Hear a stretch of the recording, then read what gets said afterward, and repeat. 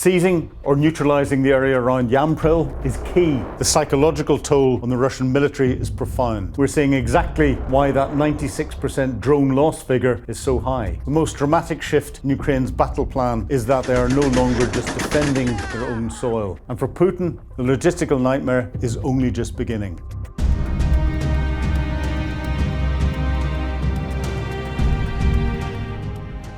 As US pilots are rescued in Iran and President Zelensky signs more deals in the Middle East, we're seeing a fascinating and lethal developments on the front lines in Ukraine. I'm Philip Ingram, and this is Battle Plans Exposed. Zelensky has announced a shocking statistic that should have every commander in the Kremlin looking over their shoulder. Drones caused a staggering 96% of Russian losses in March.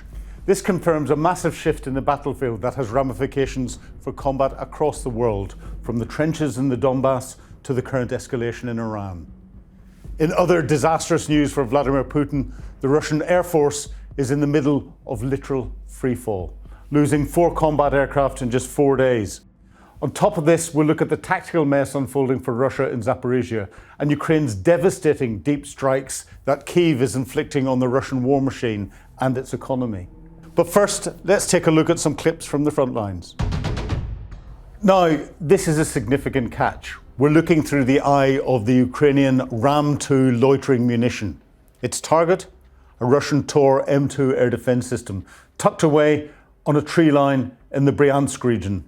A Ram-2 drone, more on these a little bit later, but they cost a few $1,000s, whilst the Tor M2 system costs over $25 million. The Ram-2 uses an electric motor, making it quiet and difficult to detect acoustically until it's in its final dive. With the Tor damaging the radar array or the missile canisters effectively renders this multi-million-dollar asset a paperweight.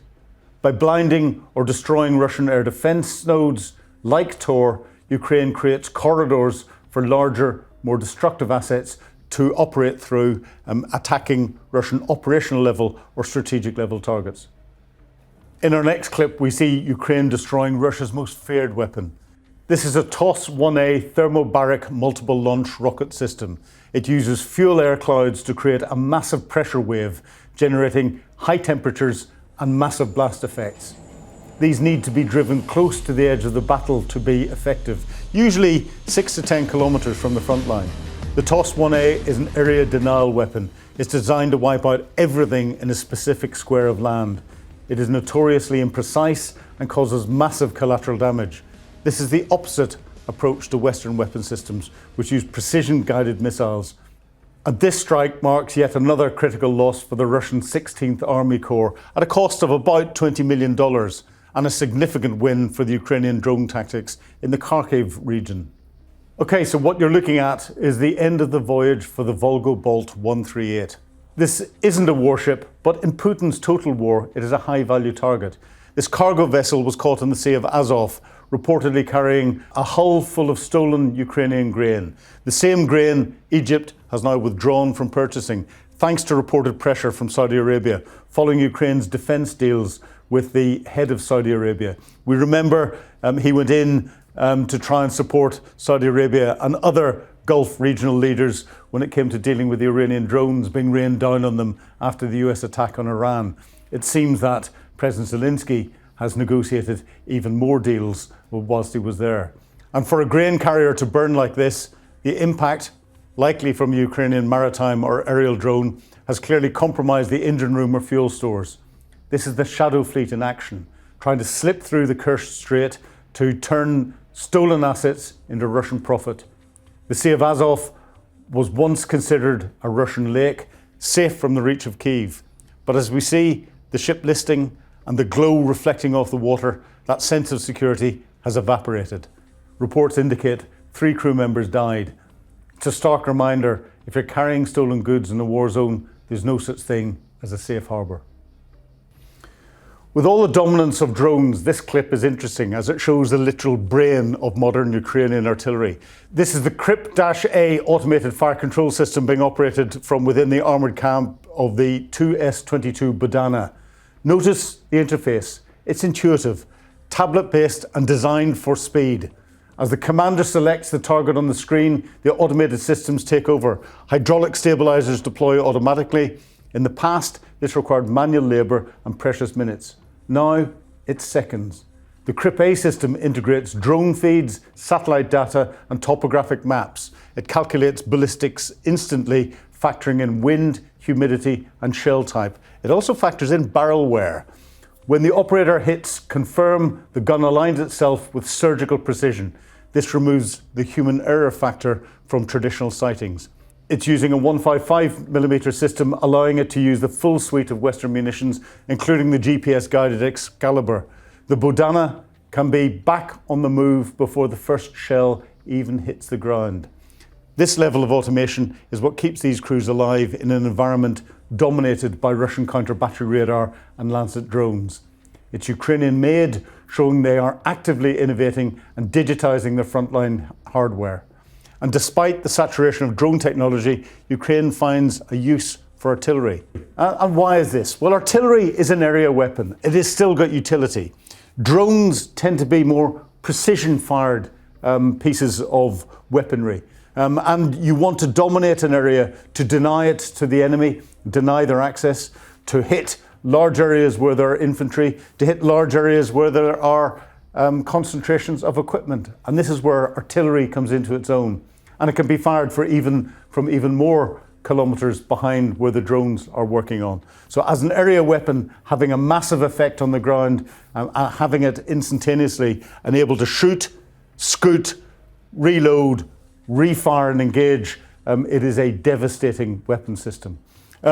This digital fire control system is something that's based on technology that the British Army had. And I remember whenever I, many moons ago, commanded a workshop before I got into intelligence that was supporting an AS-90 regiment, we brought in the Bates Battlefield Artillery Engagement System, which was our first attempt at a digital fire control system.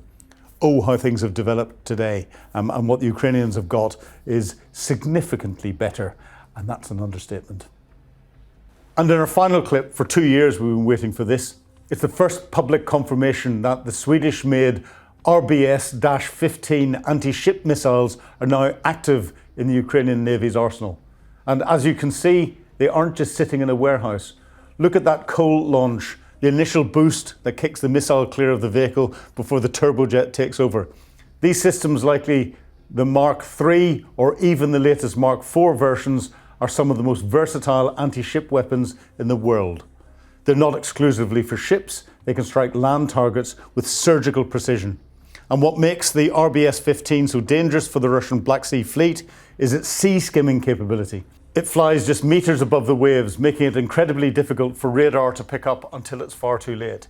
It's also built with high-end resistance to electronic jamming, Sweden's answer to Russian electronic warfare. By deploying these from mobile coastal launchers, Ukraine has effectively created a no-go zone for Russian vessels. Sweden's pledge from 2 years ago has finally materialized on the front line, and it is a clear message. The Black Sea is no longer a safe playground for Putin's navy.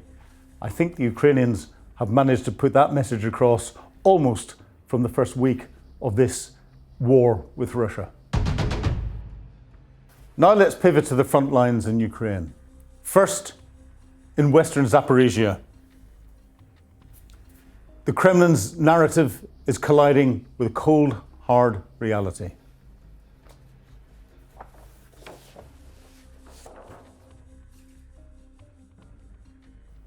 Russian commanders claimed they'd seized ground northwest of Orkiv, but it turns out they jumped the gun.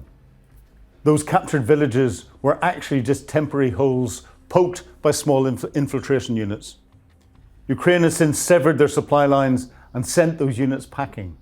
It's created a scandal in the Russian mill blogger community, with many accusing the top brass of reporting victories that don't exist, whilst the front line actually recedes. And this is something that's been reported frequently for the past weeks and getting into past months. Ukrainian forces didn't just stop these groups, they intercepted Russian supply lines and pushed them back out of Novoyakovlivka and Pavlivka. Russian mill bloggers are furious, accusing their own military command of lying about territorial gains. just to please the Kremlin, whilst the actual front line seems to be crumbling.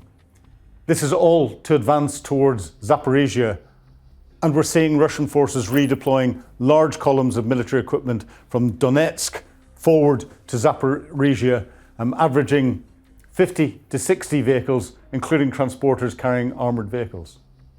Further east, the battle for the fortress belt is heating up. In the Donetsk Lyman sector, Ukraine is eyeing a strategic choke point. We're tracking intense activity near Yampil. Russian forces are attacking towards Yampil, but Ukraine is holding firm and looking for opportunities to counterattack. This is the jugular for Russian logistics in the sector. If Kyiv can squeeze this area, they effectively paralyze the Russian buildup currently massing for a summer offensive towards Slovyansk and the fortress belt. Seizing or neutralizing the area around Yampil is key because it sits on the supply route to this fortress belt. The Institute for the Study of War notes Russia is massing light motorized vehicles for a drier weather push towards Slovyansk. And by striking towards Yampil, Ukraine aims to disrupt this buildup. Ukraine isn't just defending, they're systematically picking apart the Russian logistics chain before the mud dries and the heavy armour starts to roll, if the Russians have any heavy armour left. In Zaporizhia and Lyman, we're seeing exactly why that 96% drone loss figure is so high. Russian infiltration groups are being spotted and wiped out by FPVs before they can even dig in. As mentioned at the start of the show, 34,000 Russian soldiers were killed or wounded in a single month, and almost all of them hunted down by unmanned aerial systems. President Volodymyr Zelensky, recently reported that there were over 35,000 confirmed Russian casualties along the front line. Of that number, 33,988 troops were killed or severely wounded by Ukrainian drones. They can count them because the drones have cameras. Artillery and conventional attacks accounted for just 1,300. We're witnessing a fundamental shift in how wars are fought. Ukrainian forces have turned the battlefield into a panopticon, a prison where the enemy is constantly watched and struck with terrifying precision. Defense Minister Fedorov has presented verified video documented data from across all frontline units, proving that unmanned systems are now far ahead of every other weapon combined. This isn't just about dropping grenades from a modified commercial quadcopter anymore. This is an industrialized, highly coordinated drone program. Ukraine has built a layered, system-wide defense against Russian maneuvers. By integrating reconnaissance drones with armed first-person view or FPV systems, Ukraine is systematically disrupting supply lines, stalking high-value targets, and inflicting disproportionate losses on Russian infantry. So who exactly is flying these missions? The Ukrainian military has decentralized its drone warfare, relying on highly specialized units that have become household names on the front line. Take the Birds of Magyar, for example. This unit has become legendary. In a single night, they wiped out Russian Buk M1 anti-aircraft system, decimated fuel stocks, and crippled logistic hubs in the Lushansk region. Then you have the Security Services Elite CSO-A unit, the Border Guard, the FNIX Lazars Group, and the 95th Air Assault Brigade. These aren't just rogue operators, they're highly trained pilots acting as the tip of the spear. And the frequency of their attacks is only accelerating. According to Ukraine's Commander-in-Chief, Syrsky, the number of combat sorties by drone interceptors increased by almost 55% in March compared to February. The psychological toll on the Russian military is profound. There is no sanctuary. The sky is always watching. So does this mean that the balance of power at the tactical level has shifted from in favour of the much larger Russia to the much smaller Ukraine? David versus Goliath. We've looked at the tactical level in Ukraine, so let's look at the operational level attacks. Perhaps the most dramatic shift in Ukraine's battle plan is that they are no longer just defending their own soil. They're taking the fight deep into the Russian homeland. Ukrainian drones are regularly flying more than 1,000 kilometers into Russia. They're striking oil production facilities, export terminals, and military factories. Just recently, drones hit the major oil export port of Primorsk on the Baltic Sea and Sea of Azov chemical plant in the Samara Oblast, off far in the east. This is an economic chokehold. Reports suggest Russia has been forced to cut its oil output by a fifth following these strikes. Tankers are backed up in the Baltic Sea because the docks they rely on are burning.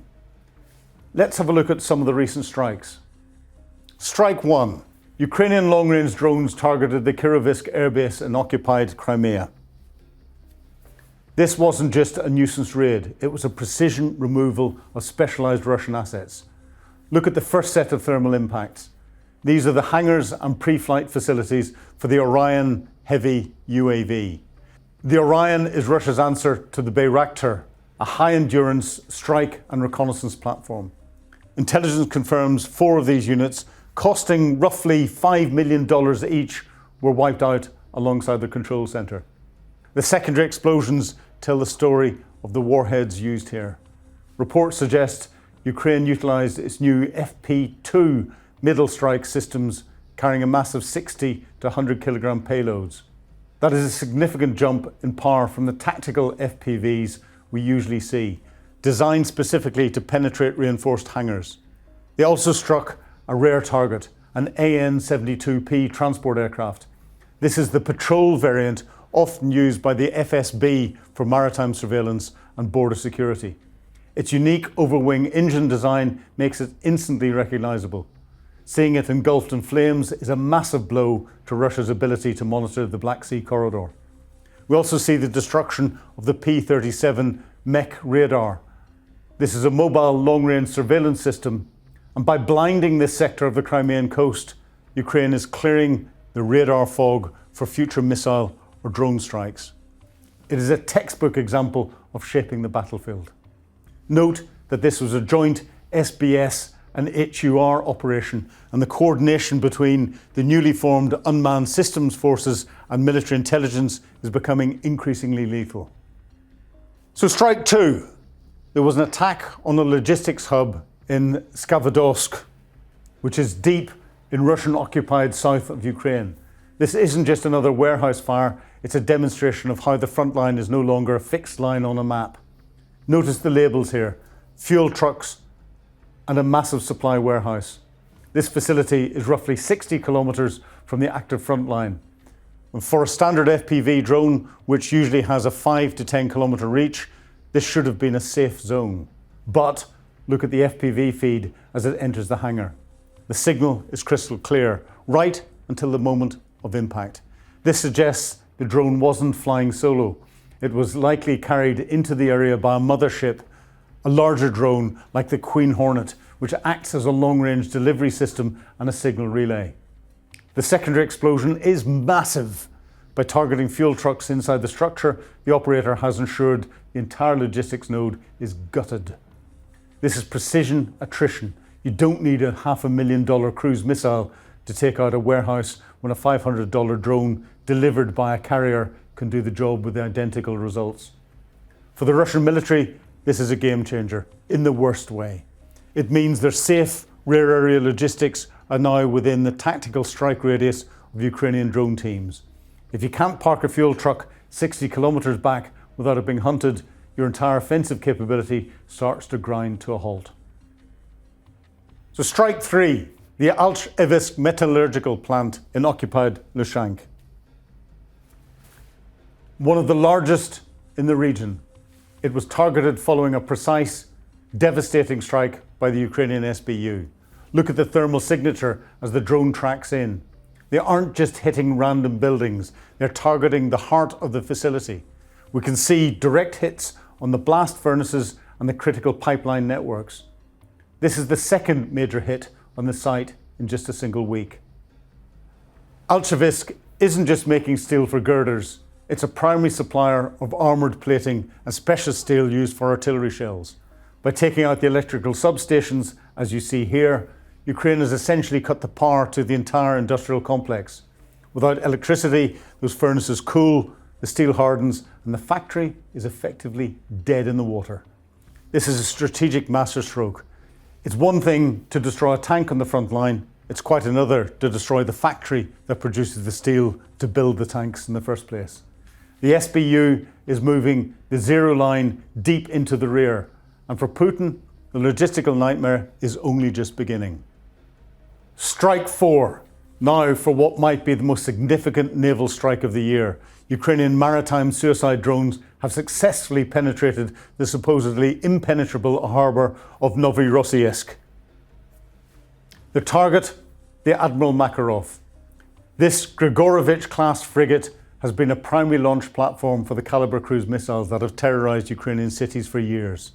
Since the Moskva went to the bottom, the Makarov has been the jewel in the crown of the Black Sea Fleet.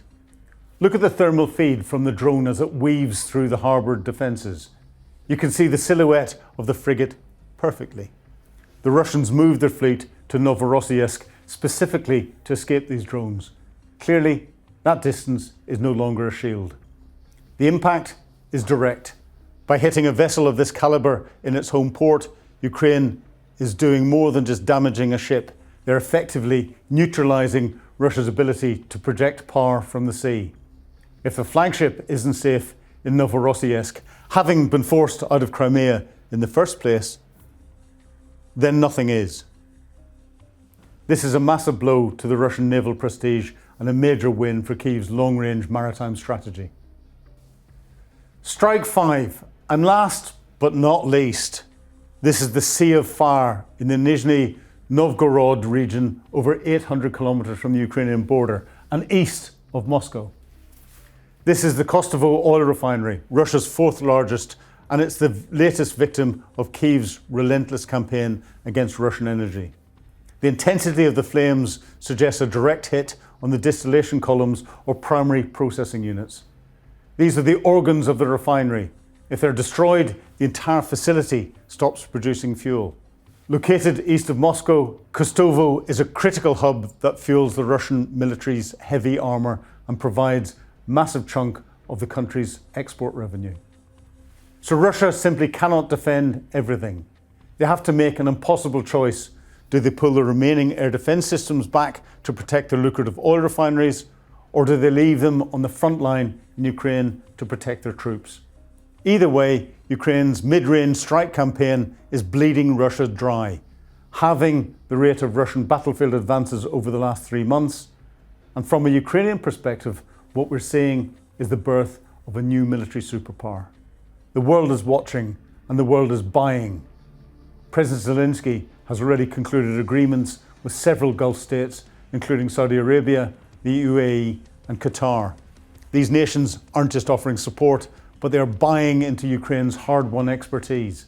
They want to learn how to counter drones and build the same layered defence system that Ukraine has pioneered.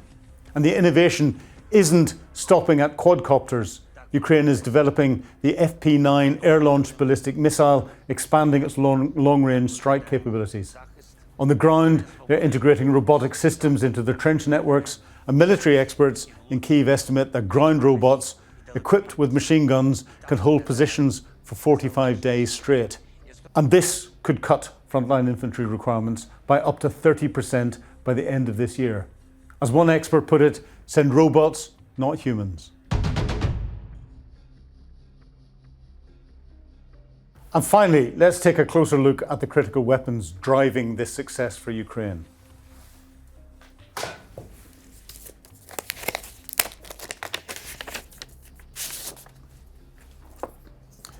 The Ram-2X loitering munition, as we saw in one of our earlier videos. The Ram-2X is a mid-tier drone, larger than an FPV, but smaller than a Shahed-style long-range drone. It fills a critical gap in the Ukrainian arsenal for hitting regional high-value targets. It's a precision-guided loitering munition, a suicide drone, based on the proven Lelka 100 airframe. It is specifically designed to hunt and destroy high-value targets like the TOS-1A and air defence systems like the Tor or the Panster. It carries a 3-kilogram multi-purpose warhead, that's high explosive or heat, high explosive anti-tank, or a thermobaric warhead, and features target tracking technology. Once the operator locks onto a vehicle, the drone's onboard AI takes over the terminal dive, meaning even if Russian electronic warfare jams the signal in the final seconds, the drone still hits its mark.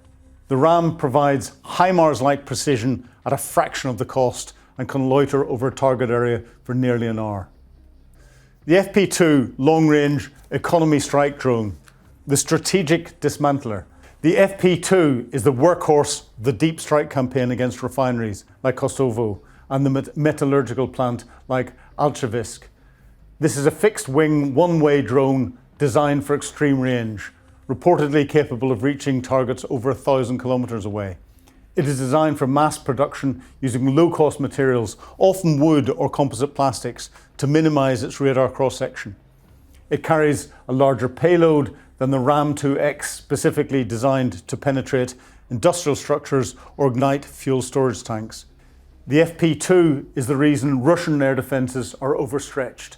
Because they're so cheap to build, Ukraine can launch swarms that exhaust expensive Russian S-400 or Pantsir missiles, allowing a few drones to always get through to the target. So Ukraine isn't adapting to the realities of 21st century warfare. They're writing the manual. And as their drone wall expands from the trenches of the Donbass to the shores of the Baltic Sea, the Russian military is finding out the hard way that there is nowhere to hide. So that's all for this week on Battle Plans Exposed. If you like what you see, please share it amongst your friends. Click like, put comments in the comments below. And if you've got any specific areas you want to focus on, please put them there and we'll have a look for you. I'm Philip Ingram. Thank you for watching. Goodbye.